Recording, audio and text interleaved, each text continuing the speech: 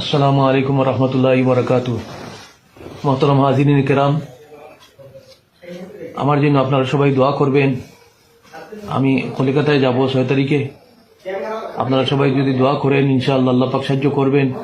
আর আল্লাহ পাকে যদি সুস্থতা দান করেন, তাহলে নবীজির দান্দার মুবারক শহীদ করা দ্বীনে ইসলাম এবং নবীজির রক্ত ঝরা দ্বীনে ইসলামের সহি ইবাদত করার আল্লাহ পাক যেন তৌফিক দান করেন, আমাকে শারীরিক সুস্থতা দান করেন। এবং এখানে আমার আলহাজ জনাব খায়রুল ইসলাম সাহেব এবং সরাফা মাদ্রাসার বর্তমান মহতমিম সাহেব, প্রাক্তন মহতমিম সাহেব এবং সরাফার বর্তমান আসাদিজায়ে কেরাম এবং আমার লতাইবিয়া আলহাজ জনাব লতাইবিয়া সাহেব ওনারা সবাই এখানে এসেছেন।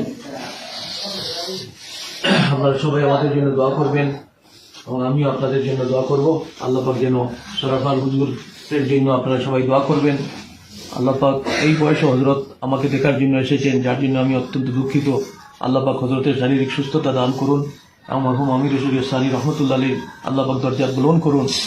আল্লাহ পাক যেন আমাদের সবাইকে দ্বীনে ইসলাম ও সহিহ ইবাদত করার তৌফিক দান করেন এবং আমাকেও শারীরিক সুস্থতা দান করেন। এবং আমি ডাক্তার দেখানোর জন্য যাইতেছি, আপনারা সবাই আমাদের জন্য দোয়া করবেন। আল্লাহ পাক যেন আপনাদের সবাইকে সুস্থতা রাখুন। আসসালামু আলাইকুম ওয়া রাহমাতুল্লাহি ওয়া বারাকাতুহু।